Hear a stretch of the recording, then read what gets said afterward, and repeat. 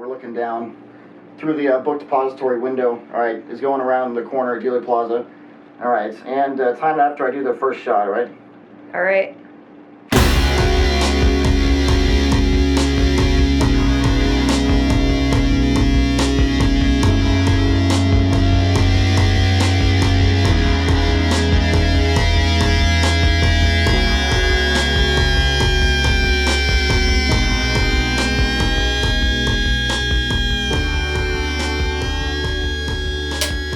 Hello, everybody. Good evening. This is Benny's Big Talk, and I'm here with my friend Amy. Hello, everybody. The first female on the podcast. Hell yeah. Cheers, girl. Yes. Cheers to that. And that's why we have to have wine. Wait a second. So Take it back. Listen. That just went all down the wrong pipe. Off to a I great do start. that all the time with white wine. I don't know why. I just threw it down my throat. I didn't even give it a chance to kind of go in the right direction we were supposed to. But, you know, back to what you were saying. Now that I survived that. So, yes, you are my first female guest in the show. You know, that's a proud moment. That's a great moment. I think it's a big accomplishment. I think so, yeah. You know, I mean, you know, especially among, like, mostly guy friends, you know, just, I think we're going to elevate things a bit more than just the normal kind of just, like, bro chatty stuff. You know, we actually have some really interesting stuff to talk about this episode. Oh, yeah. All right. We're going there. We're going there. But So I am very honored that Ben was willing to have me on. well The Big Talk. I'm honored that you would come on the show. You know. Oh, I got to do this. I never done this before, but we now have available. Look at this. This is dirty because I've been wearing it. But look at this merch. Wow, get this now. Available upon request. The Benny's Big Talk T-shirts. All right, come and get them. We're official. It's a tangible object with the show's name on it. That means it's real now. It's real. It's real. It's not just living on the internet. It's well, you see it, it's you a feel it. tangible, It's real. physical We are object. here. This is Benny's Yeah. Big Talk. You can Yeah. touch it. You can actually. I got a gong. Wait, I gotta hit the gong. This thing here. Let's see. Oh, I'm dropping everything. That's how you see how real it is. All right, we're gonna hit the. Would you like to hit the gong? Do the honors. Give it a good whack. Oh yeah. We're live. Live at Benny's Big Talk with Amy. All right, so we are here tonight to discuss some conspiracies. All right, There's so many of them. we're gonna cover. I think we're gonna cover the classics, and we'll cover any of them that you want. I mean, we'll start with. Where do you want to start? I mean, I think the most hotly debated, most contentious one in American history has got to be the JFK assassination, Oh, yeah. right? I think that's where things kind of started getting rolling with conspiracies, just because, I mean, that was the height of the media, and, you know, that's when things really were worldwide. I think that's where they actually coined the term conspiracy theory. I think they did that during the proceedings of the Warren Commission investigating JFK. I think that's where the term conspiracy theory comes from. So it's kind of perfect. believe A that. great place to start, I think. Yeah. You know? Yeah, that or the moon landing. Oh, we're gonna get there, man. Let's do it chronologically, right? So we have Okay, 1963 to 1969. No, right. All right. Well, all right. So for me, all right. Well, how about you start? What do you believe? Okay, so I took a class in college, and it was called, Conspiracies 101. it was kind of like that, but I can't remember exactly what the name of the class was. But my professor was an ex-FBI agent Oh yeah. whose best friend was actually in the car with the Kennedys and had to grab Mrs. Kennedy from trying to get out of the car after Oh. JFK got shot. Wait. So who was it? Was it like one of the Secret Service people? Yes. Oh, was it Yep. the guy who like ran towards the car and tried to grab her or something? Yes. I forget his name. I saw an interview with him a while back, but because she was trying to, I think she was like trying to grab a piece of his skull or something. Yep. Yeah, right. Yep. A big chunk of the... That shit was brutal, man. Yeah. But like that, I mean, if we're talking conspiracy, that seems pretty legitimate in terms of the reaction you're going to have after you watch your husband get shot. Oh yeah. Yeah, I mean, I remember hearing like what's the governor said. The governor who was sitting in the front seat, who got shot as well. Yeah. He said that he had first said that she had said, "Oh my God, my husband's dead" or something, but then he revised that later to say that she was saying, "Oh God, I have his brains in my hands." Or something. I guess maybe I don't know he which didn't. one's better. Well, yeah, I guess maybe he was trying to like kind of temper it a bit during the time to not be like disrespectful, but Right. she did have his brains in her hands. Yeah. It was fucking incredibly brutal. Yeah. And also, especially if you look at the the Zapruder film, the film that was taken from like, on the grounds on the side of the book depository. It has a pretty good shot of them coming by, and you can see the direction of where his head goes. Mm-hmm. And that is a really interesting point because it really does look like he really goes back into the left. And Yeah. Oh, absolutely. Because if you watch that really slowed down, we watched it in like, frame by frame by frame. yeah. You really can't argue where the bullet came from. Well, I hear the arguments, and I try and look at this as objectively as I can because, obviously, what I want is for it to make sense. And motive-wise, just to start with the motives, I feel like there absolutely were motives there to kill Kennedy at the time. Like he was trying to Almost too many. dissolve the CIA, right? Yep. And he was against the. Look at this guy over there. Hey, baby. This is Georgia, by the way. Maybe some of you have met her before. Special 27-toed Hemingway cat. And one of Special two guest cats. today. The other one's asleep over there for now. She may join us soon. I hope so. I hope so too. Right. More cats in the frame, the better. So, what was I saying? Yeah. So the Joint Chiefs, they all wanted fiercely to go to war with Russia and to fight these proxy wars against Cuba, especially. And Kennedy was absolutely against, escalating war against the Russians, and especially doing it in Cuba. And he shut down the Bay of Pigs invasion, did not give them support, and the Joint Chiefs were furious with him, as well as he was championing civil rights, for Black Americans, and a lot of things that were really subversive at the time. And it does not surprise me at all that a lot of people in the government would be fed up with that shit, and they're like, they had no other choice than take this guy out because he was making real change. Yep. And he could have been such an incredible president. And he was an incredible president, but imagine the change that he could have actually enacted if he had not been killed is crazy to say. Right. But the motives were there. Yeah. Clearly. I mean, even LBJ wanting him dead to Oh my God, take man. power. I mean, there's just so many. Vietnam coming through. Yeah. They all wanted to go to war in Vietnam. Yep. Kennedy did not want them to escalate that, and then of course, But what's immediately better after for he an dies. economy than war? Exactly. Right? And that was like Dwight Eisenhower, as he's leaving the presidency, he warns everyone. He says, you cannot allow the influence of the military-industrial complex, which a term I believe he coined, to become that influential over our politics, over our country morally as well, because they basically, out of World War II, right? They had they built this economy up so much from the Great Depression back into a global superpower using military surplus spending, like creating boats and creating ships and guns for the war. And so that created all these private contractors that made so much money off the military. Yep. And then Eisenhower knew that was going to become this thing. You can't stop this war machine. Right. It's got to Like keep business. feeding the machine. And so they always had to be at war. And lo and behold, we've been at war almost constantly ever since World War II. I wonder Shocking. fucking why. I know. We always find some reason to get into war. There's always somebody out there to get us. And one guy tried to stop that, and then he dies. And you don't think that's suspicious. Yeah, insanity. And shot by a guy who had an IQ of like nothing.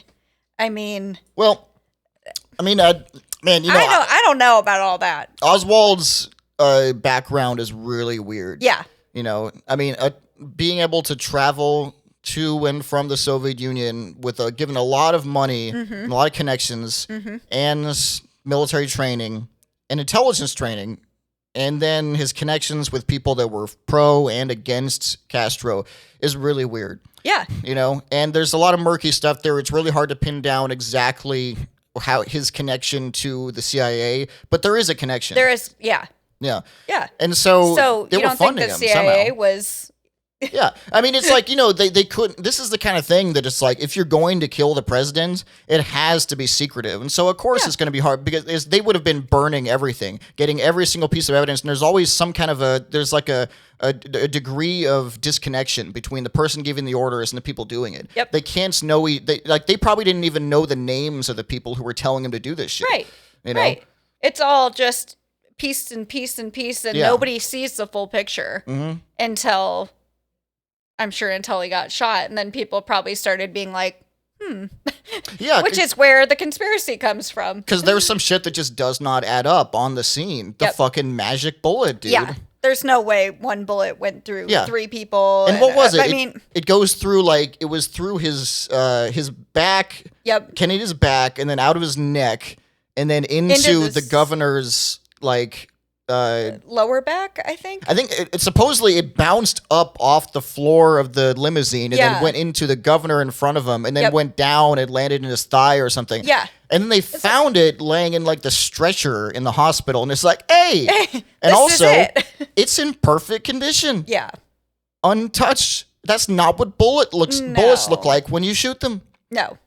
And they just present this oh, this is the bullet. What happened to the other bullets? No, we don't know about those bullets, but this one did the entire thing. Yep. And it's insanity that they would try and posit this as truth and then just not offer and the fact that they are so committed, the Warren Commission was so committed to this single story and will not even allow the possibility of alternative stories. That's the problem. Is when you're so dead set on one thing. I mean, it's your bias. That's all you're going to see if that's all you're looking for. Yeah, and that tells people that confirmation bias. I mean, and also that they're confirming a narrative. They're not just they're not just worried that people will be questioning their, their intelligence or their authority by saying, "Oh, well, you think that there was a shot from over there? Well, obviously I know more than you." It's not about that. No. They were clearly pushing a narrative. Yes. Very, very hard. Yep. And against all these people that were there and said, I heard something being fired from the grassy knoll over on the other side. 50 people said that. Yes.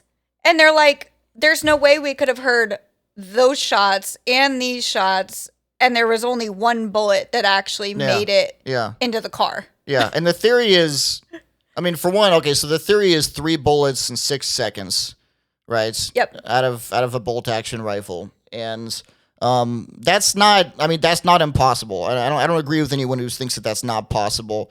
I mean, the FBI did do testing on that. It is perfectly possible to make those shots, which we can test actually if you'd like to. Mythbusters. We'll do a little Mythbusters here real quick, all right? No one be alarmed, all right, real quick, but let's test this. All right, everybody, don't be alarmed. There's no ammunition. This gun is completely empty, but we're going to do a little test. All right, so first let me cue up the first shot here, right? All right, we're looking down through the book depository window. All right, it's going around the corner of Dealey Plaza. All right, and time after I do the first shot, all right? All right.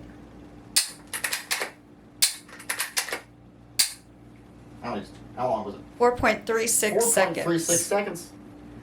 I mean, it's possible. It's very possible. So for one, there's no recoil, of course, because I'm not firing an actual shot. So obviously there's, you have to account for that you had to readjust after the shot with the recoil. Can anyone hear what I'm saying right now?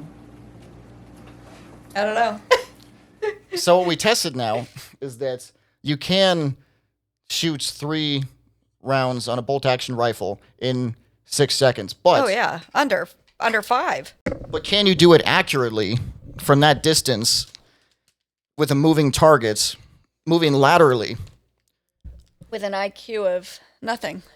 Well, I guess it doesn't take a really smart person to do that. It doesn't. It takes training. The minimum IQ in the military to be accepted is 80, I believe, which is because they want a tool. They don't want right. They don't want independent thinkers. No, exactly. That is the wrong place for the military. The wrong place. Yeah, I remember Forrest Gump. Forrest Gump just killed it in the military, that's man. True. That's exactly what they wanted. Yeah, that's true.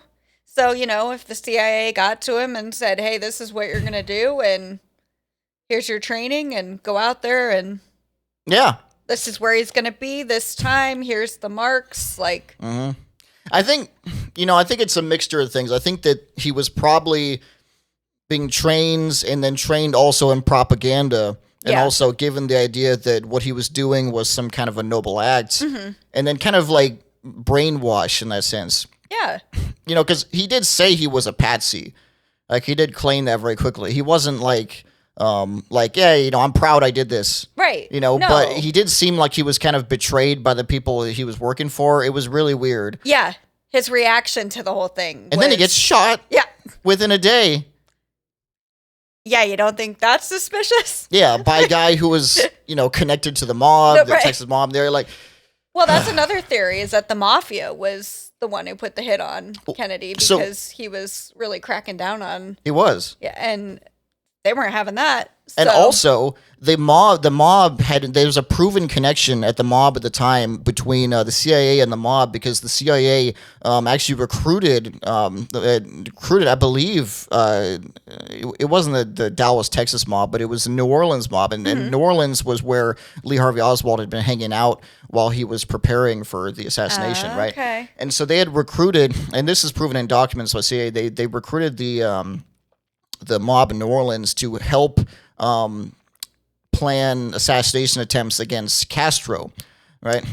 And and to fund revolutionaries and all that deal. And so that was something that was a proven connection between the CIA and the mob at that time for something that was, you know, a little bit more acceptable according to policy at the time. But like, it means that there was definitely talks happening there. Oh, yeah. So it's not a crazy thought to leap that to all of a sudden we've got a job for you. Right. You know, help us make this happen. This guy is getting in the way of all of our interests. Yep. And then he 'cause dies. he was actually trying to make some change, and Yeah. And the 60s was a decade of like tremendous change. Yeah. Oh, you know? yeah. Yeah. I mean, just socially, politically, Yep. just, you know, Everything. technologically, everything. You know, like our Western society between 1960 and 1970 was just a completely different world. Yeah. You know, and a lot of people died in that time. You know, and is brutal. And there's actually a lot of assassinations in that time that are really strange and hard to account for. You know, Look at MLK. MLK and RFK. Yeah, both of them just. Yeah, I mean. All right, you want to finish up JFK or you want to go with these guys? All right, let's finish up because man, we could roll all day with these. I was but all right. going to say. I mean, we can't finish JFK. We can't answer this definitively. Right. But we can say that, like, looking at the Zapruder film, the direction the head goes is very clearly. It looks like, and obviously we haven't spent a lot of time watching people get shot. You know, we don't. I mean, the bodies do weird things when they get shot, and some things you wouldn't expect, especially just like, you know, coming out of a movie or something like that. You know, so you have to account for the fact that maybe we just don't know what happens when a human being is hit by a bullet. But if they can't consistently say a story that makes sense in terms of a bullet went in here, came out here, and then there was an exit wounds, and that lines up with the physics of it, then there's no story there. And they kept lying about the damn story. Yep. You know, the autopsy, they released no details of the autopsy. They burned the files and said they were covered in blood or something. Right. You know, and they didn't allow the police to do the autopsy. They had them flown out to the Naval base to do a private military autopsy. No one got to see the details. There was no public details, nothing. Yeah. And it's kind of interesting because, like, if their whole goal was to get people answers and not have all of this mystery around his killing, then why all this secrecy at the same time? Yeah. You know what I mean? They said they're doing it to, like, give people answers and, oh, you know, he got shot one time and all this. But what does that all really even matter if you're going to be secretive about the other half of it? You know what I mean? It's like if they didn't we don't want all these conspiracies, but we're also not going to give you because they could just tell evidence. people, you know, if there was nothing to hide, why are they hiding it? Right. Literally. Right. Like, what is the motive here? You know, I mean, you're hiding something clearly. And like, yeah, I'm sure you want to control for national security, maybe some aspects of this. Right. But even to the Warren Commission was not even allowed to have access to the autopsy data, all that stuff. It was gone. Yeah. You know, and just because the guy who did it said like, oh, they got blood on it, so I just got rid of the paper. It's like, what the fuck is that about? You know, like it's shit that's like basic. I wish I could criminal, pull that at work. Literally. Sorry. Like, imagine how Dog ate my convenient. homework kind of thing, you Dude, know? yeah, literally. Like, imagine a case this terribly run. And, you know, with the police messing up, the coroners messing up, government agents messing up. Everyone is fucking up all over the place, and we're just supposed to believe and we're just that supposed to be like, oh, that's fine. Like, nobody knows how to do their job. It's yeah. You're in charge of, like, How the convenient. killing of the president of the United States, but, like, you know, you can fuck up as much as you want. It's totally fine. Yeah, and there's gonna be no accountability whatsoever. Right. And then they put Alan Dulles on the Warren Commission, and Alan Dulles was the head of CIA that Kennedy fired. Yeah. A couple of years before that. Yeah. Obviously, no bias there. No, of course not.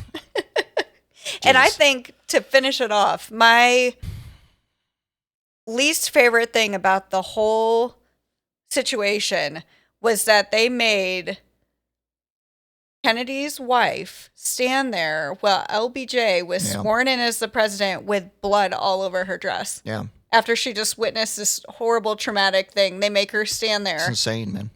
Like, Come on. Dude, the whole Kennedy family was just fucked in the head after that. Like, that's just, I mean, the kids, they watched, like RFK Jr., he watched his uncle get blown away on TV, and then, of course, it just runs on the TV all the time. Like, the Zapruder film gets played thousands of times. Their whole life, they grew up watching their uncle get blown away on TV. I don't know how I don't know how you can be normal after seeing that. You can't. Yeah. I mean, it's traumatic enough for everybody else in the United States, but let alone his own family. Yeah, and then another one. RFK did the same thing 2 years later. Another really weird circumstance where, he's led in a weird path by his security staff, not regular security staff, and then he's shot by a guy who's in front of him, but the autopsy says that he was shot from behind. Yeah. And, there were carbon marks in his clothes, so therefore he was shot really, really close. But the guy was like 3 feet in front of him. And the bullet count doesn't add up. Like, the guy's bullets had 8 rounds. His guy's gun had 8 rounds in it, but the 13 bullets fired and all this stuff. Yeah. And we're just supposed to accept this stuff. Yeah. That's the thing that I think gets me the most upset is when the government's like, well, why are people questioning this? Why are people looking into this? It's like, well... It doesn't add up. Because nothing adds up. And if you gave a story that added up, well, maybe we would believe that. Maybe put a little effort into these extreme, political assassinations that you're doing. It's, I'd like to think that stuff doesn't happen, but it clearly does. Yeah.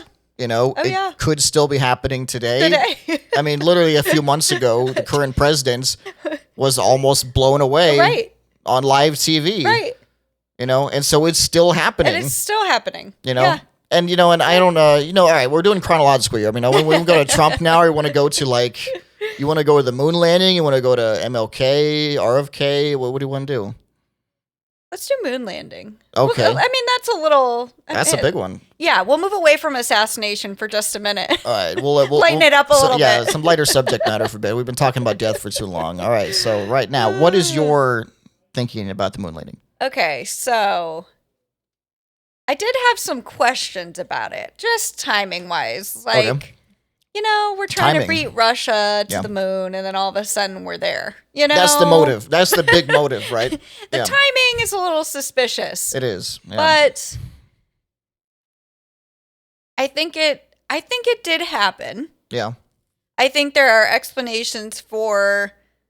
the flag not moving, or the flag was moving. Yeah. But that's just momentum from moving anything into the ground. Yeah, it was on like this aluminum shaft, right? Mm-hmm. And so when they're putting it into the shaft, it's this flexible shaft, and you can see it kind of like waving with the shaft, but then it doesn't move anymore once they stop touching it, is the thing no one really looks at. Right, because they just see it moving. But then you've got... can't see the stars very well. Yeah. Well, that's just a photography thing. Yeah, like exactly. If you know, the cameras in the 60s weren't that great. Yeah. I mean? They were fine, but but the ones they could take on the moon is another thing, But imagine trying to if you've ever done night photography. And you're trying to go outside, and you're trying to get photos of the stars, even under great conditions with darkness around. It is extremely difficult. I mean, you have to have this incredibly long exposure. right? You have to have a massive, a huge aperture to get as much light in as possible. And then everything in the foreground is dark and blurry. You can't see anything, right? So for them, they were trying to get shots of the astronauts, of the Earth, like the Earth, fucking the moon's surface, right? And the shit in front of them. But they can't get that and the stars at the same time. Can't be. You get one or the other. Yeah. So there were stars, but of course they can't fucking get them on camera, Right. But anyways, that's that one. And the way the different shadows and everything were, you know what I mean? That can all be explained by.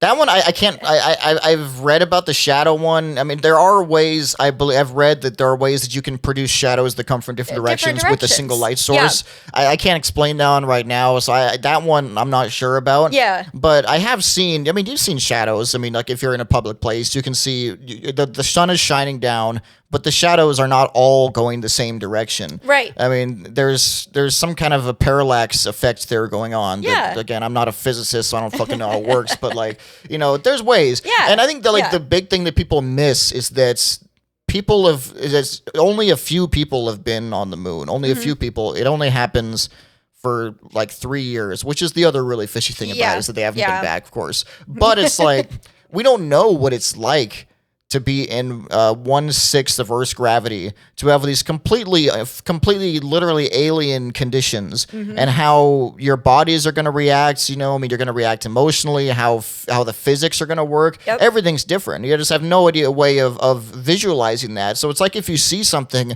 like someone, it looks like they're getting yanked up by a cable or something. Yeah.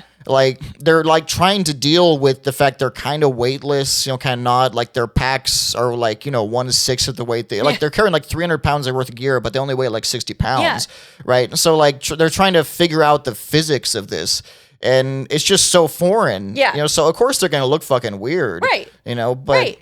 And of course down here on Earth, nobody, like you said, nobody's been up there. We don't know. Nobody's taken a camera up there for themselves and been like, oh, that's how it works here on the moon. We know how shadows and all of that stuff works here, but completely different place. So, I mean, you can't just assume. And it works the same way that it does here. You can't. And I think that's what people they just wanted to know. They always do that. They always do these things this is it. And they do these tests on Earth, and they do the things where they're stamping around some gravel on a construction site, and they're like, wow, look at how much dust I'm making, But it's you are none of the situation is completely different. Yep. Right? There's not a single factor in this experiment that is not a single variable in this experiment that is run the same way. You can't just predict how that material is going to work in that level of gravity with that composition, the temperature, the atmospheric conditions, everything is all different. Right. And so just what are you doing? Right. You're just especially playing in the games. 60s. I mean, they really didn't know back then. They didn't know. We've gone to the moon a lot more times since then and know a little more, but we only went with people, at least, we only went. How many times was it? How many Apollo missions were there? Because they stopped in 1972. 13?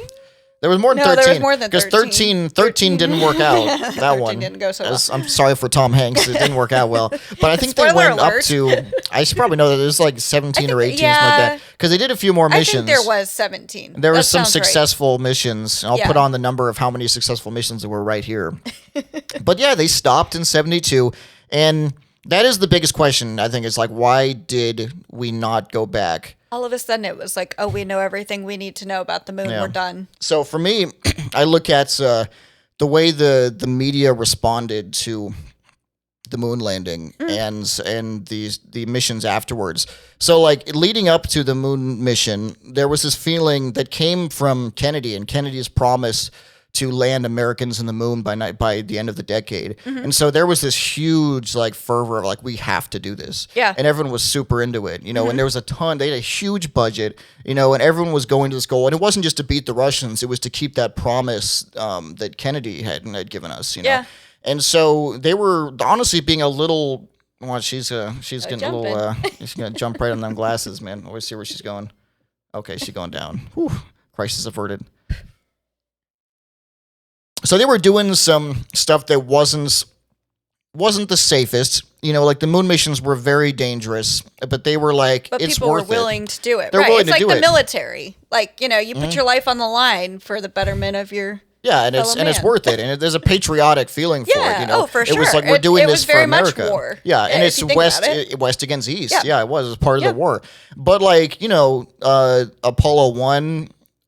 Blowing up in the launch pad, you know. 3 guys just melted inside a chamber, dude. It was fucking brutal, man. It was terrible, but they kept going. Yeah. You know, because they had to meet that goal, and so by the end, but they did it before the end of the decade.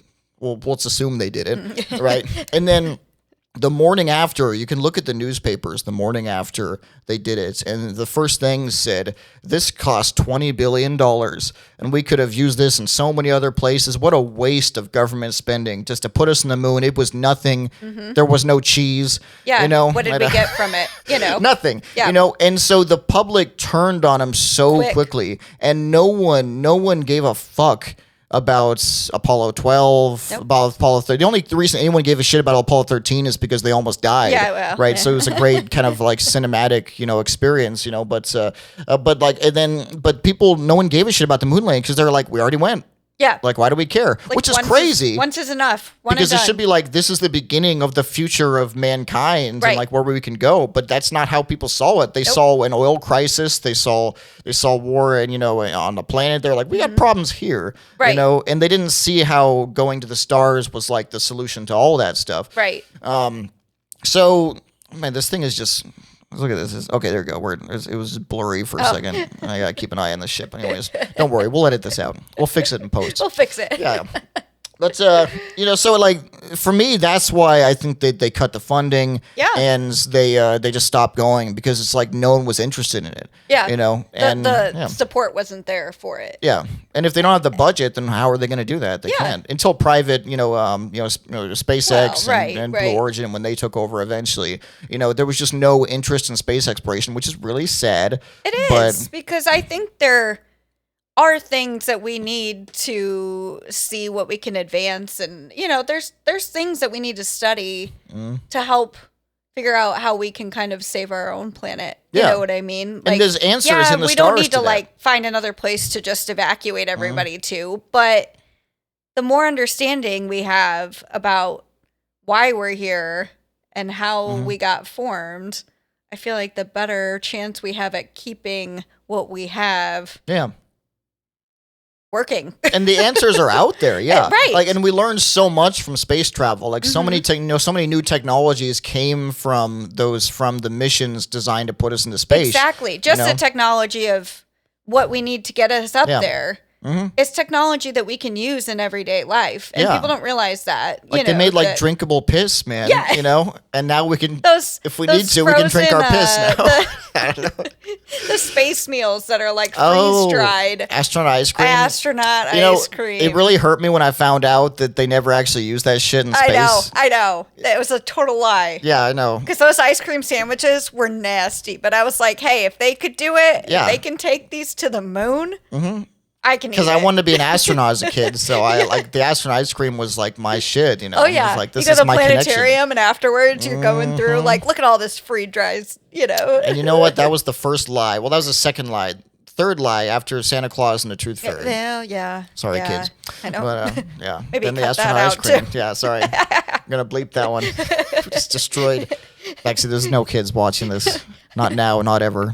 But just the Maybe kids. someday. The kids inside of us who are crying right now. Because we lied about the astronaut ice cream. But there's all kinds of great technologies. Like the thermal blankets they use for survival. Yes. That came from them keeping the astronauts warm in the cold of space. And my sister runs marathons. She praises the Lords that she has that after she's done running because your body temperature, your core body temperature just drops. Oh, because So she's they in wrap like them in Wisconsin or she's in New York. New York. Oh, okay, yeah, that's cold. So they wrap them up in those metal, like the aluminum foil things. they work. And they work. Holds all the body heat in. It's a great Exactly. technology, and they wouldn't have come up with that, if they didn't have that necessity.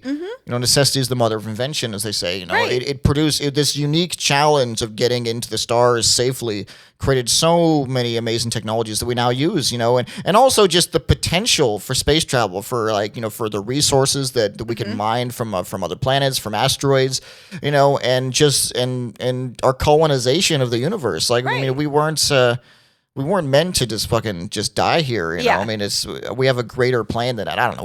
We can argue that, whatever. Yeah. But Avery says the humans aren't special, but I think we are, and I think we have a great destiny. Yeah, I think so too. I think, and I kind of always think it's stupid to just think there's no other intelligent life out there. Are we doing aliens? Are we doing aliens right now? I'll just say I don't think that there's little green men out there. Okay. But I do think that there are other life large forms. green men?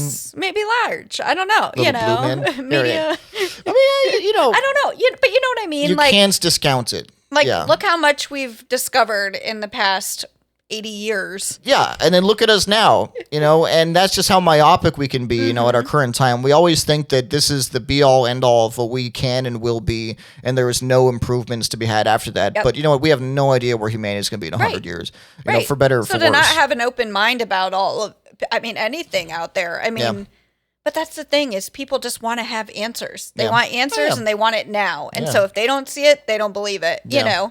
And that's kind of conspiracy theories in general. Well, I mean, if I have to be able to understand something to believe it, I will say, true. That's why I'm not religious. I need to be able to test it, but I think that, so like all the elements in our periodic table, we find those elements in other planets and asteroids. We know that we're made of the same stuff.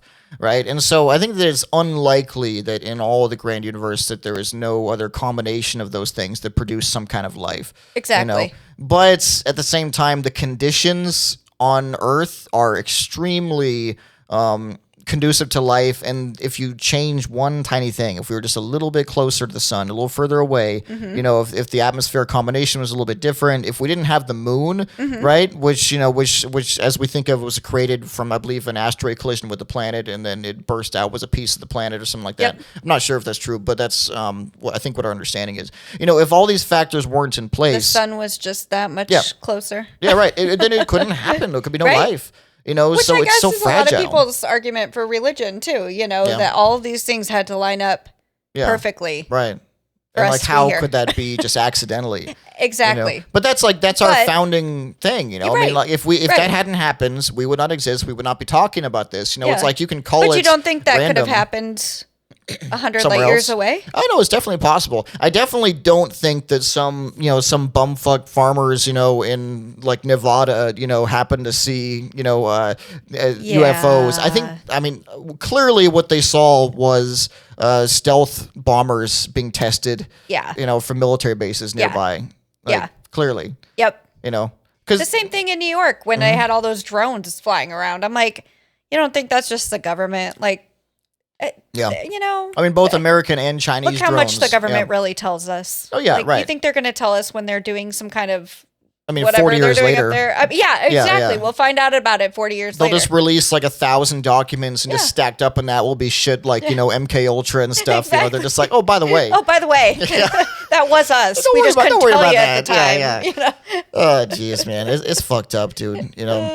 We can go all in about the CIA and all the horrible things they've done and stuff, but I mean, okay, so what direction are we taking this in? So in terms of the moon landing, all right, so do you think we actually went? I think so. Yeah. I think we did. At least, if anything, we have now. Yeah. Now, maybe, I don't know. And we'll never know. No, we can't know. That's the thing. And that's what's so frustrating about it. We can't know about Kennedy either. Yeah. But we can suppose. Yeah. But in the end, it's just, there's not enough information. We're looking at it years and years in the future, and we're just thinking, how the fuck did they do this? But, we have the benefit of hindsight and retrospect, and we can gather all the information. We have the internet, but it's the reason why it's so exciting to talk about is because it's an unanswerable question, completely, but. And I'm a Gemini, so I can see both sides of the coin. You know what I mean? Like, I can make an argument for anything. You tell me it's this way, I'll argue that way. If you tell me it's that way, I'll argue this way. Like, that's just the way it is. So you're making a pun about the Gemini missions, to the minute. You know, picked up on that. apparently they pronounce it Gemini when it's into the. That just bothers me, dude. But no, it's like I'm not it's calling Gemini. it Gemini, bro. You know, like that. But It's Gemini. yeah, we'll accept that. I'm a Virgo, so I'm just I don't know. I'm just too passionate, man. Yeah, You know, I believe yeah. I believe so what you I got believe a full too deeply. scent. Yeah. Yeah. You know, I mean, sometimes I rush into things a little too, before thinking about them. I just, but it's just, I'm just flushed with emotions, man. You know, I feel You too go deeply, the way that you're you know? feeling, right? Yeah, I don't know the rest about it, to be honest, but I don't shit on astrology as much as most people do these days. Probably because it was like It's based in. well, it was an I mean, accepted belief in the Yeah. past, especially in Roman times and Egyptian times. They did practice astrology, but to them, the stars were like an ever-present thing in their world. Yeah. Because like after dark, there's nothing to do but get drunk and look at the Right. stars. And they're because there's no light pollution. Oh, Right yeah. now, we look up in Florida and you see like if you see Maybe two a couple stars here or there. then Yeah. that's a good night. Right. You know? Right. But then there was nothing. And so you were in the universe at night. Like you would see galaxies, and you would see comets flying. It was because you would see the entire universe and so of course you're going to look at that and study it and try to find patterns in it. Right. Because what else are you going to do? Yeah. Yeah. You can sleep. You can't go read or something at night, like. Well, they probably had like candles and shit, but Right. Well, yeah, but you know what I mean. yeah, Like yeah. you're not, you're not going there's throwing no- on the newest episode of whatever. You had to entertain yourself. And especially like early humans, like they by the campfire at nights, sleeping under exposed stars, that is your whole world. And so you start to see those patterns and then you start to try and equate it with how with you're the seasons, feeling, with how you're and feeling, everything. how somebody acts based on when they were born. And I mean, it is a really interesting, like somebody had to pick up on those patterns. Yeah. Yeah, and what they're actually hitting on is tough to really say because I don't think that it actually is going to affect your moods or your personality if you were born on a certain day of the year. But I think they're picking up on perhaps like 12 different personality types, and whether they coincide with the month of the year, I don't know. But there's definitely 12 types, I think, that are interesting to look at. And people do behave in certain patterns of behavior. And we can't just not look at patterns, it's I think important. It is. Because people don't care to look at it. And they just are like, oh, this is just the way I am. It's like, but don't you want to know why? Yeah, right. Or some kind of, or don't you want to see like who you're similar to and and there's a science what to connects people? I think that's what it is. It's a human connection. Yeah, of course. We're just trying to figure out how we're connected to other people. And you're trying to see patterns, which we try and see patterns in everything. But for me, I think pattern recognition and understanding patterns is like an important part of being human, and also being able to argue. Like I find, like let's say like say I wanted to make like a certain a generalized guess about a certain data set or something. I want to say like, oh well, the majority of Virgos behave in this way or something like that. Well, I mean, the way I can tell if someone doesn't know how to argue is then they immediately go like, wait a second, but I knew a Virgo that didn't act like that. Yeah. They do the anecdotal thing. You find the one outlier. Yeah, and they're like, that's... And it's... it's like if I said all birds, or if I said most birds fly, and you'd be like, but there's chickens. Yeah. I saw a chicken once and he couldn't fly. Well, there was a pigeon with a broken leg one time. It's no birds can fly. Yeah, and so we're missing, the preponderance of the evidence just for this anecdotal thing, and that's how I tell I can't like argue with someone because I'm just like, all right, we're not getting anywhere here, man. You can't you can't see patterns. Yeah. And comment on them, Yeah. But, anyways, that's a tangent. That's tangent. Well, it has to do with the stars and the moon landing. Well, so let me ask you this. We're still in there. Speaking about the stars, all right, and alignments with the stars, the ancients' kind of attitudes about the stars. What do you think about the pyramids? There's some big cities under the pyramids, I hear. I would love to go explore. It's a power station, I heard. I don't think we give Egyptians enough credit. I really think they were way ahead of their time. Oh, yeah. I mean, I would not put it past them that they had these underground cities that they lived in. I mean, it's over 100 degrees there. I would want to live under the to live there too. Get away from the sun. Yeah, well, I mean, I never heard it from that perspective before. They were just trying to get some shade, so they dug deeper and deeper. And they had to put the pyramids there, Like the otherwise they would dwarves. forget where the entrances and the exits were. That's a fair point, honestly. Yeah, like- they're not going to miss that. Exactly. Honestly, they're like, Exactly. hey, where was our underground city again? Oh shit, it's right it's right there. there. It's the fucking 1,000-foot tall limestone speckled pyramid there. Which, Beautiful. now is only a couple of miles away from the nearest KFC. Oh, literally. So, yeah. Very convenient. Yeah. Now they could just hop out, hit the KFC, go back into their underground tunnels city, and yeah. underground city, and why don't they just put the be KFC totally underground, fine. man? Think Yeah. about that. Right, everybody. All right, let's need a refill on the Josh here.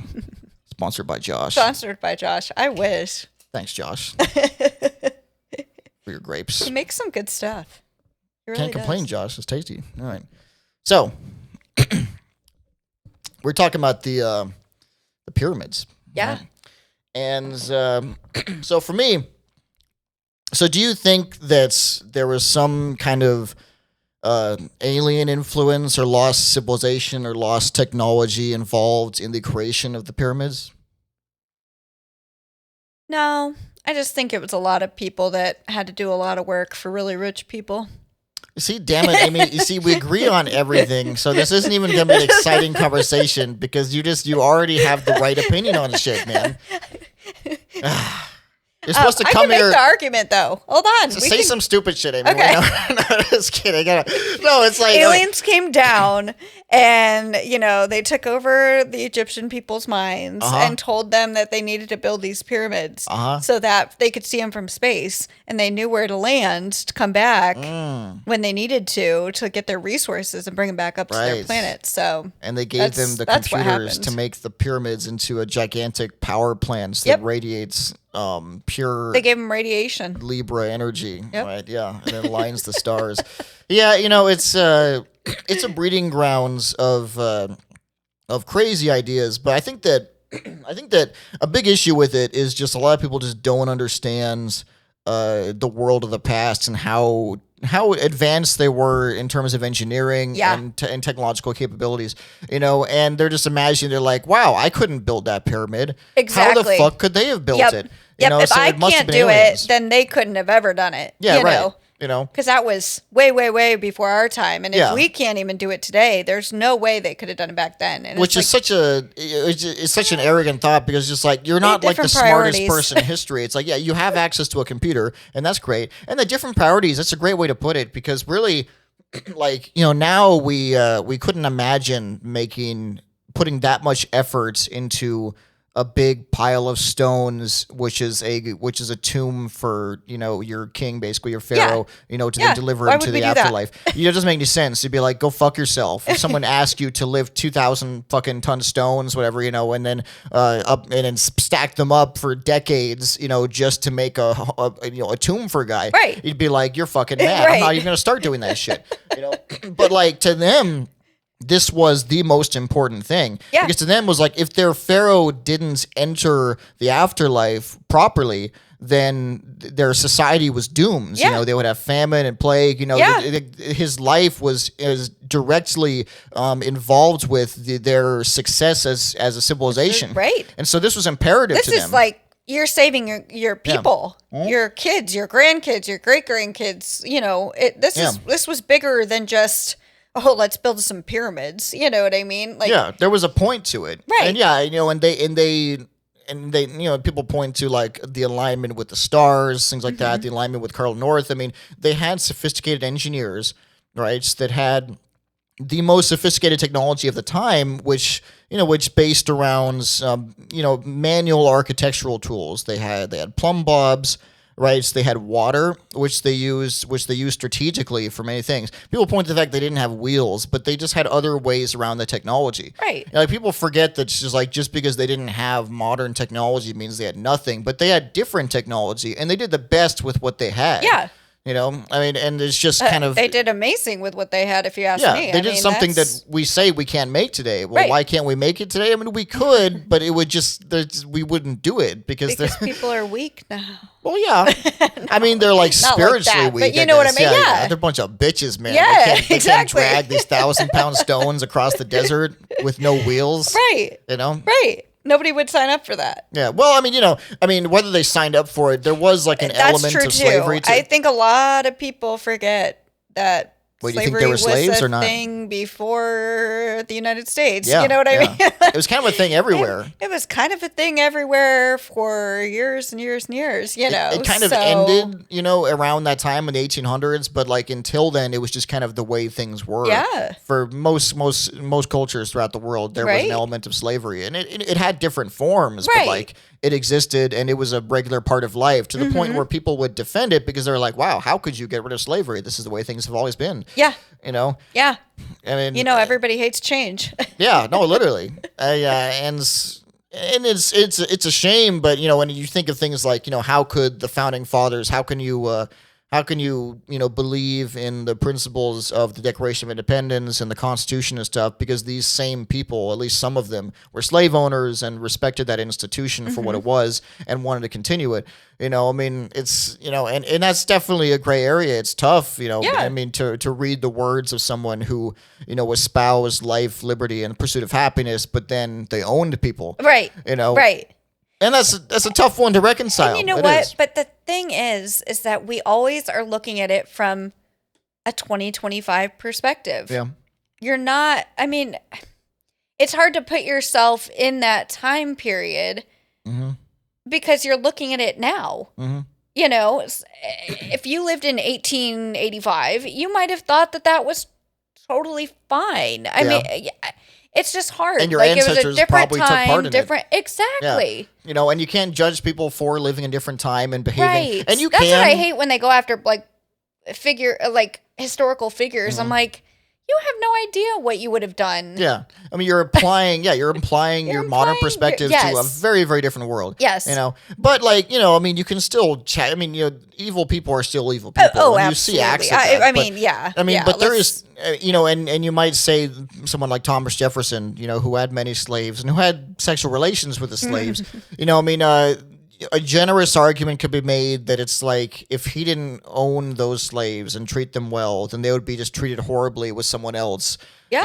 And there's an argument to be made there. I don't know how true that is. You can't really say. To some extent, it probably was just like, yes, I own you and you're going to do work for me, but I'm going to be kind to you. Right. And is that really a kindness? It's hard to say. Yeah. Because, obviously the greatest kindness would be to free those people, but then maybe they get freed and then they get dragged down, into the South and put into slavery by someone else. It was not an easy time to be an African in the United States, at all. And so, talking about what is the best possible situation for someone to be in that position, it's an impossible thing, and it's a terrible thing, and it is America's founding sin. Yeah.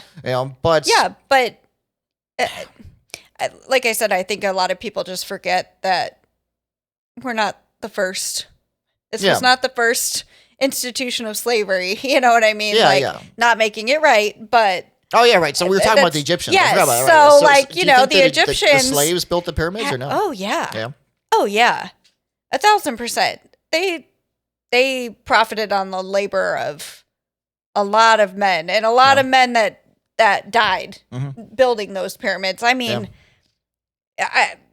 there's probably thousands of people that died building more pyramids. Than that, probably. Yeah. I mean, this is a tremendous effort that required tremendous human suffering. Yes. But, okay, so, there's been a movement against the slavery concept because, people have tried to disprove the fact that the Israelites were the slaves that built the pyramids. I don't think there's any proof that it would happen to be a foreign population like the Israelites. It seems more like it was Egyptians themselves. Yeah. But they had this thing, we call it these days corvée labor.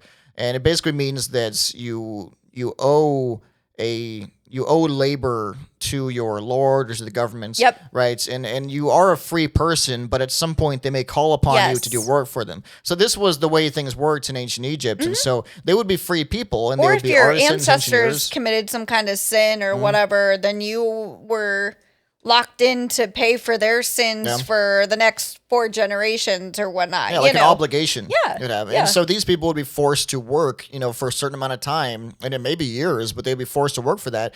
But these people were skilled craftsmen, artisans, absolutely. engineers. They weren't just. These weren't like. They weren't low-level laborers Right. with no knowledge. I mean, this kind of a thing, you look at how advanced it was, it did take skilled craftswork to make it, as well as tons absolutely. and tons and tons of manpower. Yep. And that's the thing people forget is that they can't imagine all these people working for this common purpose, but they would have thousands and thousands of people who would just heave and hoe, and they would pull these things up. And there's other, like, I was in Rome a year ago, and there's this thing there called the Pantheon. It's this big temple to all the gods. This beautiful round concrete structure. To this day, it's the largest non-reinforced concrete dome in the world. Incredible engineering marvel. And but something people often don't look at, there's all these columns up front, and there's columns on every. Is that where the women Greco-Roman were building. stolen when the Europeans were stealing the statues? Well.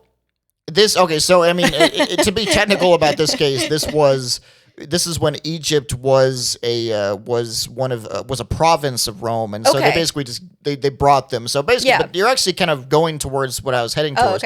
Is that the columns in the Pantheon? They're made of granites, and they were taken. I believe they weigh about somewhere between 80 and 100,000 pounds each, right? So imagine like 100,000 pounds. Right, and you think how'd they get them there? Easy for somebody to just come swipe in the middle of the night. But they took them from Egypt, man. Right, and they took them and they built boats and they carried these 100,000-pound columns from Egypt on barges through the Mediterranean and then dragged them all the way up the Tiber River into Rome and then erected them. Right in the middle of Rome in the building, and there's like 12 of them or something like that, and they do this all the time. So it's like the thoughts that people that in the past could not move heavy objects, and then place them on things. That's kind of their thing, right? That's what they did. That's kind of what they did. Masonry, like I said, that's their priorities. Yeah, and masonry was so high in their priorities list that all these the Freemasons, right? I mean, in the past, masonry was a well-respected art, and it was one of the highest crafts in the engineering world. And so the skills of the Masons led to them being this very exclusive, almost cult-like kind of organization. That's where the Freemasons came from. They were actually stonemasons, right? And so, the art of stonemasonry was a huge part of civilization, and it's something that's kind of a lost art these days. Yeah. And all around the world, this is the case. Like, you see the stonework of the Inca, and they've got these stones with these incredibly tight joints, and these intricate geometric patterns where they chiseled and cut stones way before the advent of iron tools, but they had knowledge of the tools they had available to them. Yeah. Like the Egyptians, they would cut these massive granite stones using sands and water and copper tools. They used the grains in the sand, and obviously there's all these different particles in sand, and many of them are very sharp. And so they would, when they had a bronze saw, which they didn't have serrations on it, so it was a smooth bronze blade, and they would cut these massive stones for the pyramid, and they would put sands in the cuts, and that the sharpness of the particulates in the sands would help them cut down into the rock. And so they would just do this process, and it would take forever and ever and ever. This is obviously really boring shit, sorry.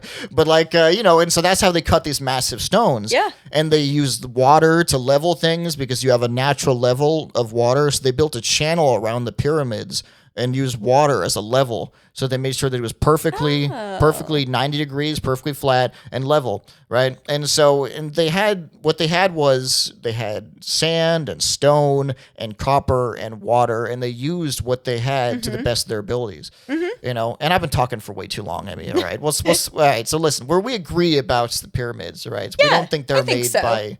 No. But no, I think that they ended up being built by a lot of really hardworking Egyptians that so cheers. Whether they wanted to or not, 4,000 we're gonna years make later, it happen. Cheers, you guys. That was a good ass building you made.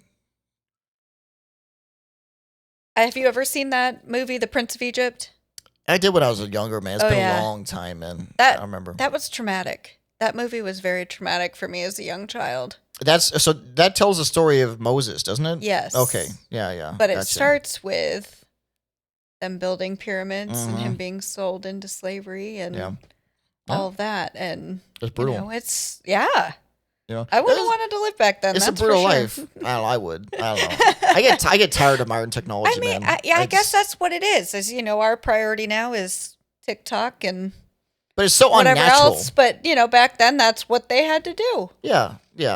And and that's the thing. Honestly, it's tough to say. I mean, it depends on who you are. Like me, in any time, if I go to Europe, I'd probably be mostly okay. But obviously, if you're black going into history in any time before 1990, it's kind of sketchy. So it depends on who you are. But for me, it's the past. I don't know. I idolize the past, but obviously, for most of history, there was suffering for the majority of people. Yeah. Either suffering or just hard labor. Yeah. People always say this thing. I see this this thing on Facebook. People say wow, did you know that we have less time off than medieval peasants? People say. And people are like, wow, things are really terrible. Wow, you mean you have to sit at your desk in an air-conditioned building and exactly, and that's the type thing they on a forget. computer all day? It's okay, yeah. For one, I mean, the American time off PTO system is bullshit. We should have more time off. Yes, it's absolutely but how do you inhumane. compare that to? Yeah, because they may have time off, but what they mean by time off is that they weren't directly working in the fields to produce crops for their lord, who they owed their life and produce to, right? But they were working all the time, dude. They still had to fix up their home. Yeah. They had to take care of their animals, take care of their family. It was work from dawn till dusk all the time, hard work. And that's not just time off. Right. Right. It was a hard life. Yeah. But that doesn't mean it's a bad life. No. I wouldn't mind being a medieval peasant. I was going What do to you say, think? I mean, I think there is something to say about, manual labor and living in those different times where you felt a sense of accomplishment at the end of the day. And I think that is a big thing that we're missing nowadays is that sense of accomplishment. We feel like we're going and working for the man and what is our contribution to society when we're, Yeah, well, you can still feel it in some ways. And so I think, back then, hell, if I built a pyramid, I'd be like, yeah, that's me. Yeah, look at that shit. You see that one brick on the right side? That's that was mine. me. That was my brick, dude. Yeah. So, you had a feeling, I mean, everything made sense. I feel like the way that we live now is so completely opposed to anything that makes sense as humans. Because there was all of human history, and then there's us doing this weird shit we're doing now, which is 0.5% of the time. Less than that, honestly. And so, and that's why we're so depressed, because everything we do is just profoundly unnatural. Yep. And so it hurts. It hurts your soul because whatever you're doing just fucking doesn't make any sense. These jobs that we have, all this plastic shit that we use, looking at these screens, it's all wrong. It's wrong. Yeah. It's not what humans' bodies, minds, everything. I mean, it's not what we were. Yeah. It's not what we're here for. We wonder why we feel this disconnect, but of course we feel it. Yeah. And so, but I'm not saying we should go back, but it's going to be tough. Because every time period has its issues. Yeah. There will never be a perfect time to be alive. I'm Except sorry. The 90s. Well, 90s were a good time. That's true. Everything's better in the 90s, man. That's true. Music was good. I feel like race relations were better in the 90s and the Beanie Babies. Everything was better in the 90s. I go right to Beanie Babies. Yeah. It tells you the difference in our mentality. I go to race relations, you go to Beanie Babies. Beanie Babies. But no, it was a simpler time. I'm not going to say that we really was. It's not childhood nostalgia technology, at all. When we had the best of technology. It hadn't taken over yet, but we had that nice little taste of it. And people used it to, it was used sparingly. Think about, but when it was used, it was right. Look at Jurassic Park versus the CGI of today's movies. It looked amazing. It looked lifelike. Yeah. Because they used it a little bit and they were very careful with it. It took a long time, but they just want to use it to support the practical effects. Yep. And it still looks amazing. Yeah. Now they slap it on everything. Yeah, and it's everything. And now it's just done cheaply, and they underpay all the visual effects studios that do it. So it's just It's just we've forgotten about moderation, about Yep. artistry, about the crafts. About like when they did miniatures and they put all and they when they did like the ships from Star Wars and claymation. stuff. Oh my God, claymation, dude! Ugh. One frame at a time. Every Christmas. Wallace and Gromit, dude. Yeah. Oh, Chicken Chicken Run. Run. Did you know? Fun don't fact want to be a about pie. fun fact about Chicken Run. They had to put. You know how all they would all wear the necklaces? Oh yeah. It's because they couldn't get the chickens' necks right because it would be too skinny. Yeah. And so they had the heads falling off all the time. So they gave all of them necklaces. I thought that's what chickens look like. Oh, because you know, like with like the feather kind If of. I like, were a chicken, I would be wearing some pearls too. But I feel that. Yeah. I don't know what kind of chicken I would be. I don't know. I'd be pissed off that I couldn't fly. I'd be looking at all the other 95% of birds that fly. I'd be like, damn it. Yeah, that could have been me. But there's also a lot of other birds that I'd rather be a chicken than like a pigeon. What's wrong with pigeon can fly though? What's wrong with the pigeon? Pigeons are like, I don't know. They just pick at the ground and eat shit. And I mean, I don't know. Animals are nasty, man. Doesn't matter what animal you are. Chickens eat some shit That's too. true. Well, that's true. Chickens eat anything. Yeah, they're kind of like. We used to have at my last Swine. job. Yeah, dude, honestly, they're the same way. Swine of the bird family. my last job was a small company, and our boss, he owns chickens, and so they had some chickens up back, and so we would put in like the fridge, like any leftovers, and there's one drawer in the fridge, and that was the chicken drawer, and they would put in chicken, anything. Chickens eat anything. You made them eat each other? I don't feel great about it, but listen, they eat anything, dude. Yeah. Yeah, I mean, probably more so than pigs, honestly. Chickens, Yeah. they just fucking peck. They're just hungry, dude. Yeah. But yeah, so I mean, and, okay, so the best bird to be, I mean, obviously, I'd be like a Bald hawk, eagle. Or exactly, some kind of The only correct answer. bald eagle. Yeah, Although bald eagles are kind of God bless America. no, they're kind of dicks.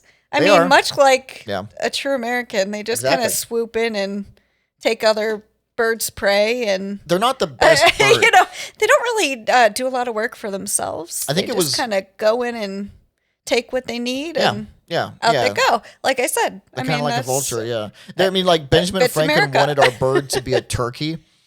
I would have loved a turkey, though. I I think mean, he- what's wrong with a turkey? He espoused like that they were like they're really they do hardy. nothing. Like they can live withstand through a lot. Yeah, exactly. Yeah. Yeah, they're hardy animals and a little dry. I mean, Well, it's not my favorite meat, but the dark meat's good. the dark meat is good. Yeah. It's all about how you I cook don't it. I don't do the white meat.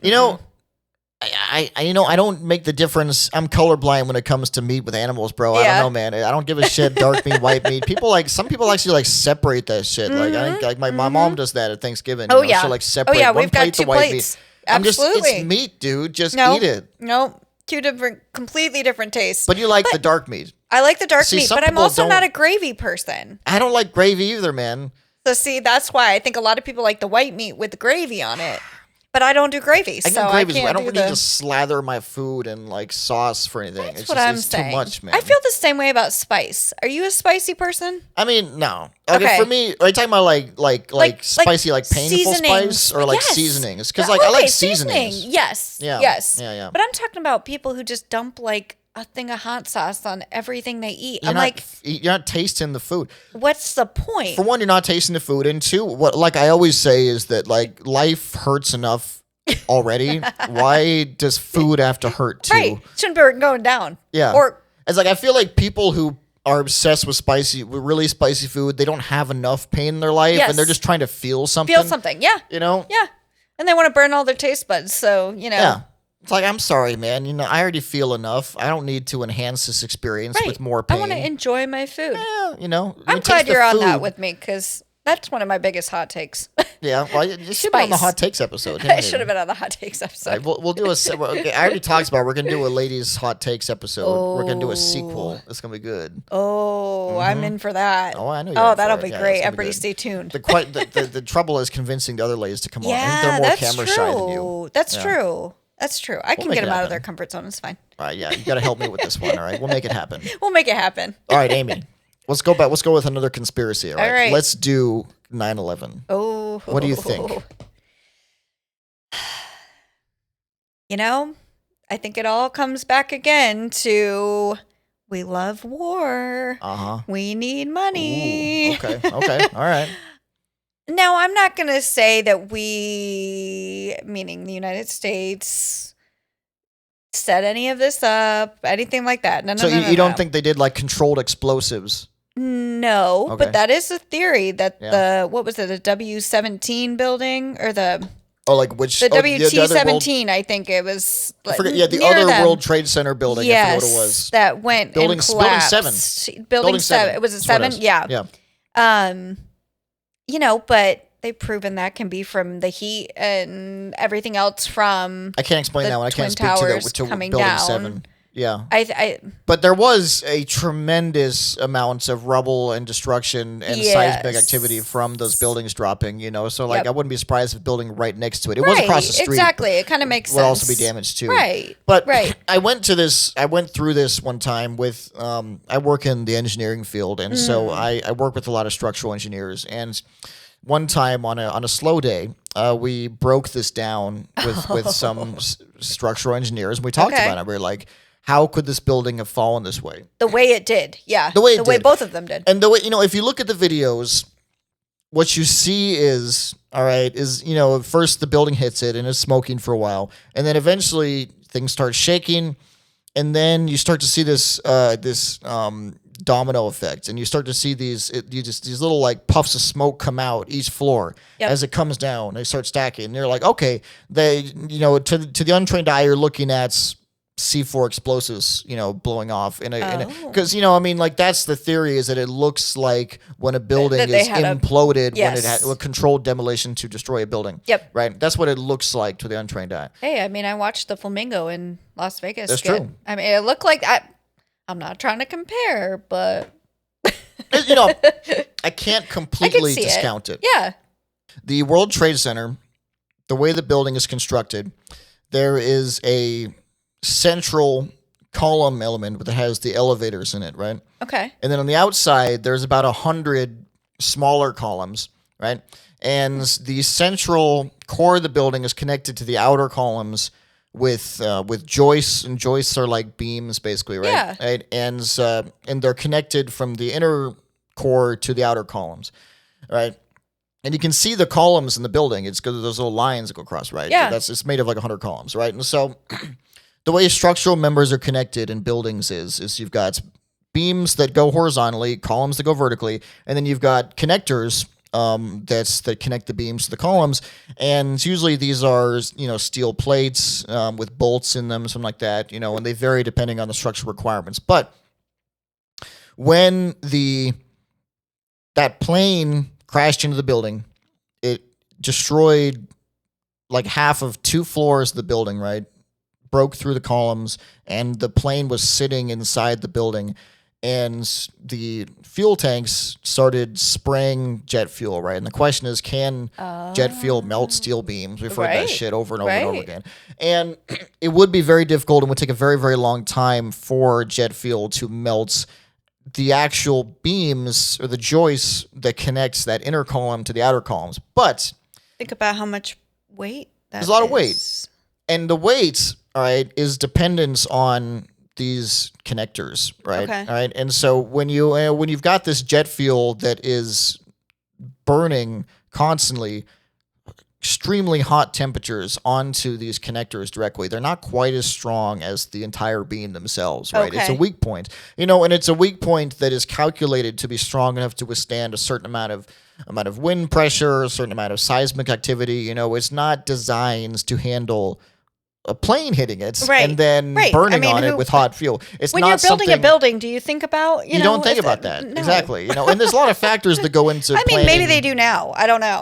Probably now, yeah. Not that's my probably a area of factor. expertise. But I think that I would imagine any building built after 9/11. Yeah, that's more than like 5 stories tall. Probably goes through a little bit of a.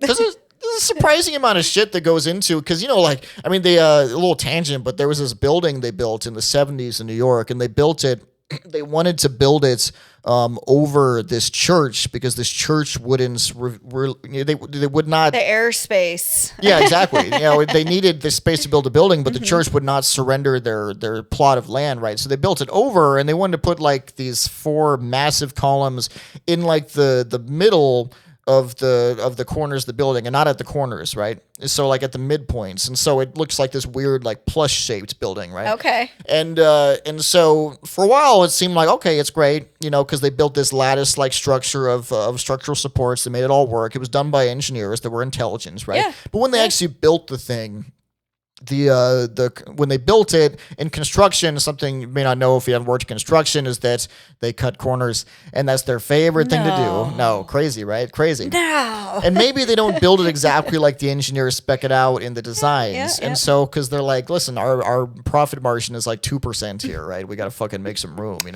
So instead of welding together the supports like they were supposed to, what they did is they bolted the supports together, which is still a strong connection, but it's not as strong as if they're welded together as well. Yeah. So they didn't find out about this for a little while, right? And so once the building was made, some students happened to notice construction wasn't done properly, and that there was a risk that the building might topple over. And the engineer did the student approached the engineer on the project, and the engineer did some calculations, and they found out that on average, about once every 15 years, there's a storm that could come through that could literally make this building fall over. And if this building would fall over, it would cause a chain reaction domino effect that would topple every single building in its path all the way to Central Park, which could kill tens of thousands of people, And you know what? The most surprising thing about that is that the engineer actually listened to the student. Yeah, right. Sorry, anyway. Yeah, they didn't just be like, no, that was you're terrible. stupid. But yeah, I was going to say, most good. of the time it's, you don't know.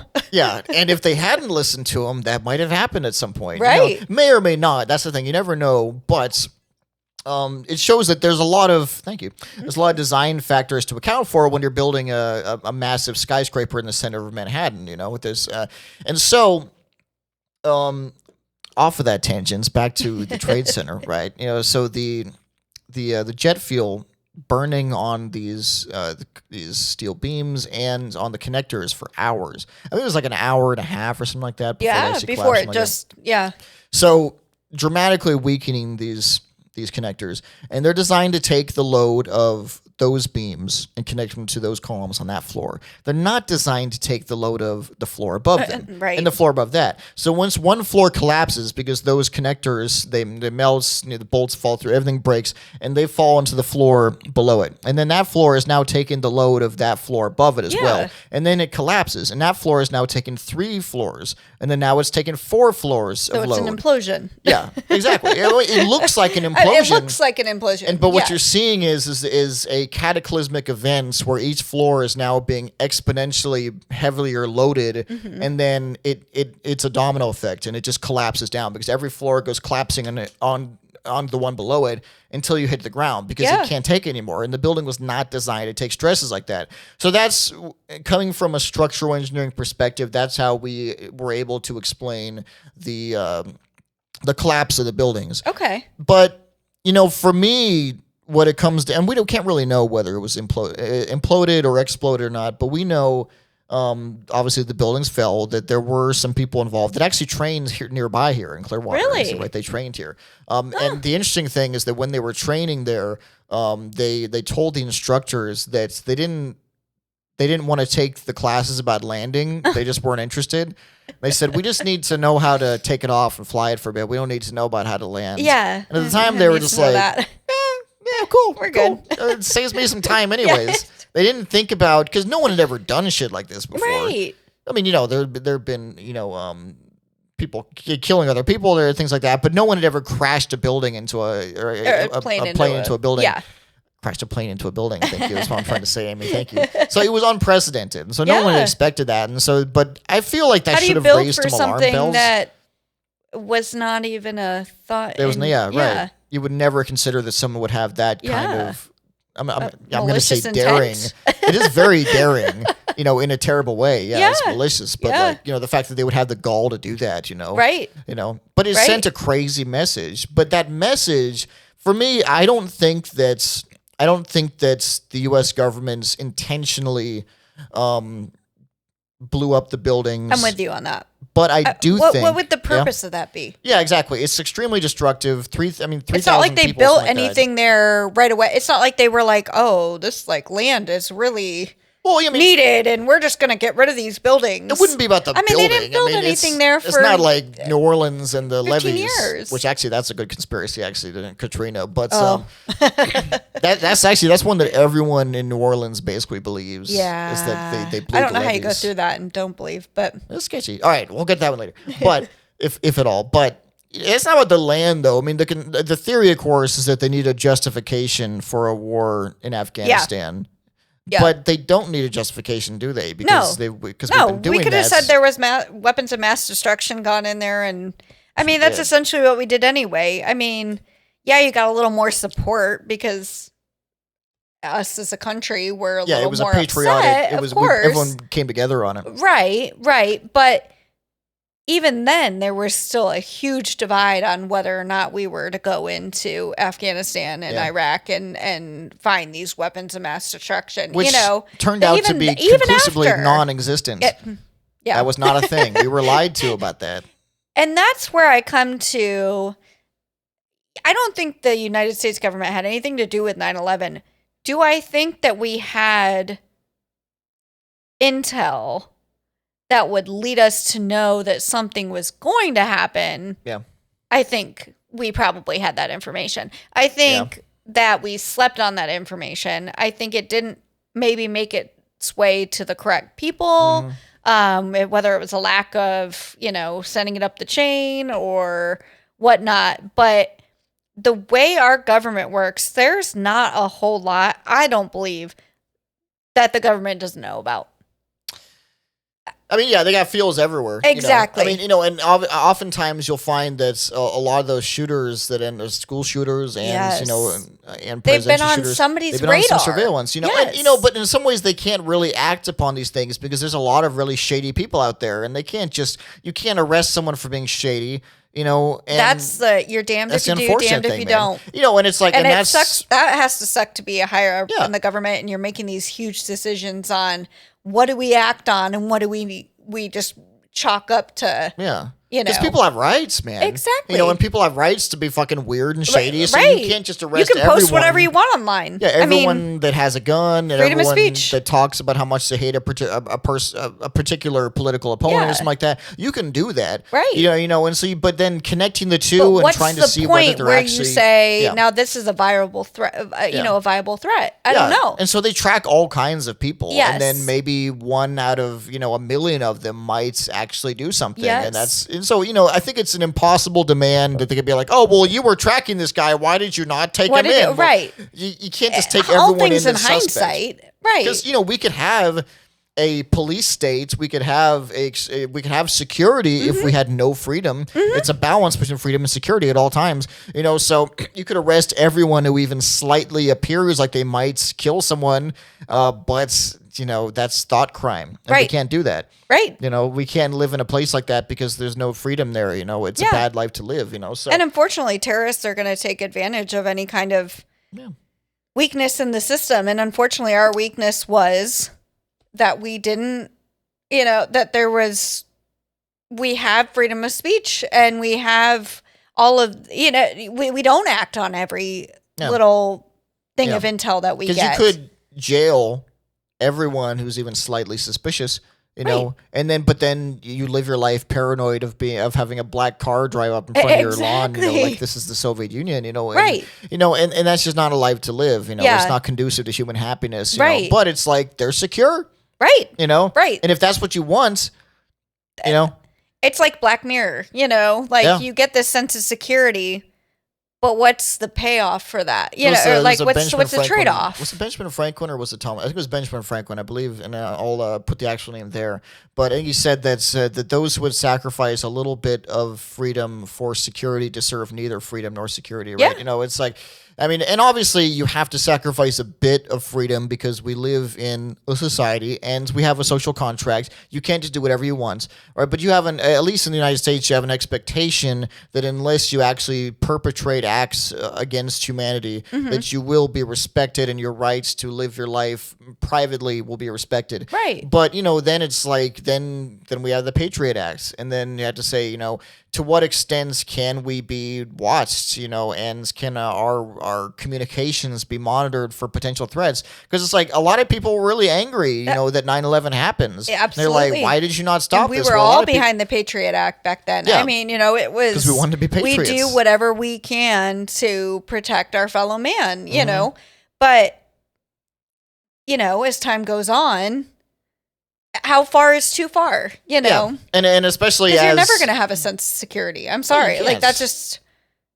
I mean, you can expect you can have a certain amount amount of... Exactly. But, it's like, it's the whole, saying fire in a crowded theater kind of thing. Right. And you have to extrapolate that elements, to what becomes a reasonable cause of suspicion, for a society at large when someone is, say, looking up bomb-making instructions. Yeah. Something like that, taking flying lessons and saying, I don't need to learn how to land, etc. Like at what point it has to be a concatenation of these things before they can create a picture that's clear enough of we have to arrest this person. Yep. And you can arrest someone on suspicion of something, but they need to have a damn good case. Right. Or they're going to have lawsuits in their hands, or they're going to lose that person. They're going to have double jeopardy problems because, it's a dangerous thing. And sometimes you can't just take someone in because even if you have a great hunch that they're going to do something, and it makes it scary. Yeah. Yeah. A hunch is not a reasonable suspicion, And honestly, it's a good thing that people can't fucking get arrested on a hunch. It is. I mean, they can, they it certainly is. can. And like in certain cases, it's unfortunate. In certain cases, it's for the best that you can't just get swiped off the street because... It's an unfortunate thing that, no problem can be answered in black and white. It's always a gray area. And you learn that as you get older. It's nothing simple, dude. Yep. Yeah, it was a crazy time. And then Malcolm X died also. Oh, yeah. I always forget about Malcolm X. I don't know why. We don't talk about him a lot. He's a legit dude, but yeah, we don't really talk about him much. He was on the darker ends of the civil rights movement from MLK because MLK was so acceptable because he wanted everything to be nonviolence. Right. He wanted everything to be... The government couldn't... inclusive. Couldn't condone anything with violence. Yeah, but of course, they were sending death threats to MLK. Or they sent him letters that were telling him to kill himself, or they were going to reveal pictures of him having an affair with ladies. Yeah. J. Edgar Hoover sent that shit to him in I think he 1964. probably did, but I mean, he probably did, but it's but they're telling him to does fucking that change kill the himself. message he's preaching? Insane, Right. dude, insane. The FBI would do that, and they did do that shit. Right, that is 100% real shit. Yeah, I mean, just because he was upsetting the social norms of the time. Yeah. And it's crazy how they responded that way. They're just like, we're going to kill you. If you in any way disrupt the way things have been, you are now going to die. Yeah. And they did that 3 or 4 times, that we know of. But, So 9/11. 9/11. Unfortunately, I think people will always... If you want to do bad, you're going to find a way. Yeah. You're going to find the weakness in the system. Mm-hmm. And when were you born? 94. 94. Okay. I'm 92. So about the same time. I remember going to the airport and being able to walk all the way up to the gate where my grandma walked off the airplane. Yeah. Mm-hmm. I mean, it was not... There was hardly any security. You could walk out. You could go wherever you wanted. And unfortunately, we don't make ways of protection until it's proven that they're needed. And now it's never going to go away. And that's never going to go away. Until the end of time, we're going to be doing fucking TSA. Because humans, again, are really, really good at finding those little niches where they can figure out how to do what they want to do. I mean, you could bring water bottles and stuff on planes until that one guy in Europe bought a bomb in Gatorade and was going to try to blow up the plane. Keep on edging away at our abilities to do things just little by little, And And it's like, screw you, dude. I wanted to drink my Dasani water, you know? Well, you got to buy a Fiji for $10. Yeah. Exactly. Exactly. Yeah, I don't mind. So, that. you know what? Screw you. It really sucks, you know, and it's never going away. Right. You know, it's just the human. I mean, that's just humanity in general. And I think there will always be weaknesses in the system. Yeah. And you know, and for me, 9/11, I don't think that the government did it, but I do think that what the government did was cause the situation that induced people to do that. yes. Through the CIA's actions in the Middle East, Yep. you know, during the Cold War time, 1950s, 60s, 70s, you know, toppling governments, all right, deposing heads of state, all right, all to protect foreign oil interests. Yeah. Starting all with about like oil. the Iranian Revolution in 1953 is literally to protect British oil interests. They made a deal. They depose the prime minister and they concentrated power in the Shah. And they just said that any kind of acts that go against Western oil interests are going to be met with revolutionary activities. You know, and they basically created a lot of the revolutionary groups. You know, they would send out fucking inflammatory pamphlets, you know, trying to create revolutionary groups. They funded Osama bin That Laden. sounds familiar. Yeah, and whether or not it that's causes actually radicalism, you know? and when you actually funds radicalism, Right. You know, like in this case, we were mainly fighting against the Soviets. You know, so many awful things were done in the name of fighting communism. You know, that are just inane. And especially in the 1980s in Afghanistan, they armed the Mujahideen with anti-air missiles, tons and tons of money, weapons, and aiding in their capability to fight the Russians. Yeah. And among those was Osama bin Laden and the Taliban. And he was basically hailed as a freedom fighter, which he was to their at that time, because you know the CIA had this idea of the enemy of my enemy is my friend. My friend. Yep. Right, and they operated upon that principle, you know, consistently for decades. And they would get in bed with these dictators and with these revolutionary groups and with really shady people because they're like, as long as we're fighting the commies, Yeah. we're doing good stuff. How do you think they got all our weapons? Yeah, yeah. How do you think they were killing Surface-to-air us missiles. with our own weapons Funded, that we yeah. had sold them? And then we destabilize these countries. Yep. You know, we kill thousands and thousands of people, or you know, are indirectly responsible for the killing of thousands of people. And then years and years later, we're surprised when they come and blow up a building and try to send a message to us and call us the Great Satan. Yeah. Well, it's like our foreign policy was extremely immoral, extremely profit-based, and extremely destructive to that entire region. You know, things were relatively stable in the Middle East before we started intervening and having these crazy interactions with those countries. That's you know? always been the United States' biggest downfall, is sticking our noses where it doesn't belong. Trying to be the world's policeman. Yeah. Yeah.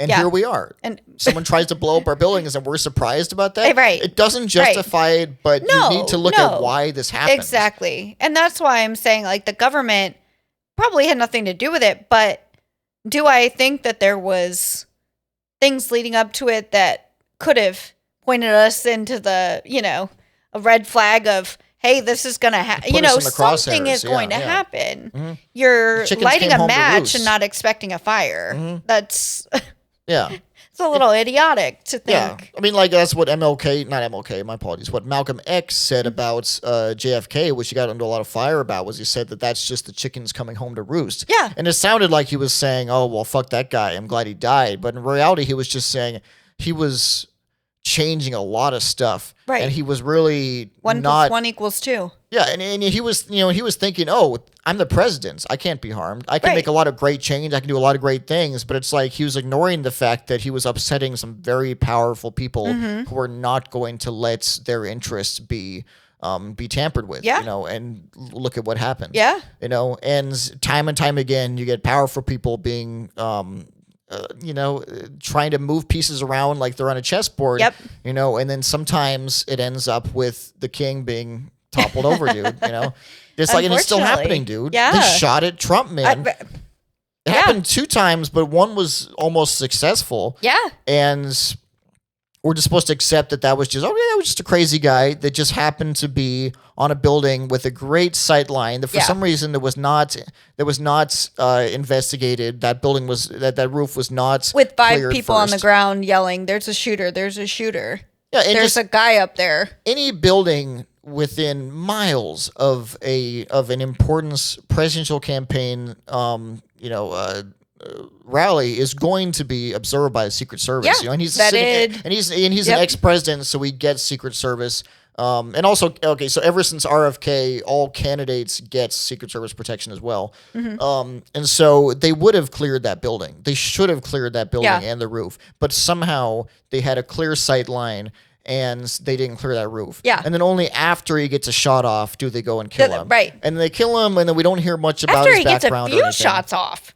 Yeah. I mean, it was like, boop, boop, boop, boop, boop. You know, like there was more than just one. Mm-hmm. And people are trying to say that that's plans and that it was just a publicity stunt, but it's like, if he had not turned his head at that exact second, there's no way that was a publicity stunt. I mean, unless you were willing to put yourself in that position of, hey, if you don't turn your head a millimeter, you're going to get your brains blown out. Like, this guy is just going to shoot your ear. Oh, yeah, it's fine. Don't worry about it. Don't worry about it. This is going to win you the presidency. Don't worry. Yeah. Which it did. You know, I mean, that shot with him with hand up, that won him immediately won the presidency. It was over. For better or for worse, that was it. You know, it was over before it was over, unfortunately. Yeah, but you know what I mean? We also like, had Biden, it was who was just unable to be a president. Exactly. It was over before it was over. Just stop taking advantage of that poor old dude. Seriously, just let him rest. Poor guy. You know. I mean, my grandpa's his age, and I'm like, there's no way my grandpa should even be driving a car, let alone running the biggest country in the world. But or the most powerful country. But besides that, yeah. I mean, so it's very sketchy, and it points to, like I was saying, you find these loopholes, right? You know, somebody who wants to do bad is always going to find these ins. But do we not learn from history? I mean, we have the beast. No one does. We have, ever since JFK, have you ever seen a president ride around in an open air car? No, can't do it. Never. Actually, you know, the Secret Service, they actually requested a covered limousine for that event. But they were not allowed to have one. Yeah. They were like, we don't need it. It's bad for optics. Yeah, exactly. Yeah, he needs to seem open and be able to see he needs to seem approachable. But you know what? That's what I'm saying. We learn all these things, and then we don't actually learn from them. Yeah. Because we allowed this kid to be on a roof within the sightlines of a presidential candidate / ex-president. And he could have been killed. And honestly, the likeliness of him not getting killed is pretty small. And when it's interesting that happened that way. I am so surprised that he is not dead. Yeah. Most likely he would have been shot. Dead. Because that was very close. Now. You know, and it's like the guy wasn't some great shot or anything, but he had a scope. He had an AR-15, which is a pretty accurate rifle, and it was within operating range. And he missed the shot because he turned his head. Otherwise, he would have had his head blown away on live TV. You know. And we all, not we all. I wasn't there, but people watch Kennedy get assassinated on TV. Yeah, that was from quite a ways back, like there wasn't details. Could you imagine HGTV, high def, whatever, watching the president, Trump's head get exploded? Yeah, their head imploded. Or exploded. I can't even fathom it. It's crazy that it's still happening, and there's still conspiracies. Yeah, and there always will be. I mean. Yeah, there's always going to be questions. I mean, occasionally there's just strange phenomena that you can't explain, and we're going to question it. We have to question it, and I think that's humanity. I think if we stop questioning things, that's when we're in trouble. That's the problem, and I hate people who refuse to question things, and people who just have this attitude of just everything. Like accept the way they told us it happens. Yep. COVID, anyways, and just accept the narrative that you're given and just live like that. But I refuse to do that. Yeah, there's some shit that's bullshit, but it's like you have to be willing to question. I think that just bringing up the conversation is the best we can do. Absolutely, like even if you agree with the majority of what's happening, what you're told, you can still question it. Absolutely, you can still have questions for your government. You it's should. a healthy skepticism. Yeah. And if no one's asking those questions, then people are going to get away with shit that you could not imagine. Yep. And everything that you hold dear can just be taken away from you immediately if there's no one willing to question the system and what it does to us. So. And figure out what the underlying motive is. Yeah, motive is a thing. Is the clear motive thing. is the thing. Yeah, if there's no motive, then what are we talking about? Then what are we talking about? Right. Yeah, but it there's a seems clear like motive everything to all these. has a motive. Yeah. Absolutely. So Amy, it's been a great podcast. Yes. All right. We've covered a lot of good shit. We here. have covered a lot. All right. It's fantastic. And honestly, we had more to talk about. Man, we're gonna have to do this again sometime. I was gonna say, this is gonna be great. I'm in for a part 2. Part 2, man. Conspiracies with Amy, part 2. All right. Hell yeah. Well, thank you so much for coming on the show. Thank you for having me. An absolute pleasure. Absolutely. Right. Anytime. Yeah. Well, this has been Benny's Big Talk with Amy. Thank you guys. Good night.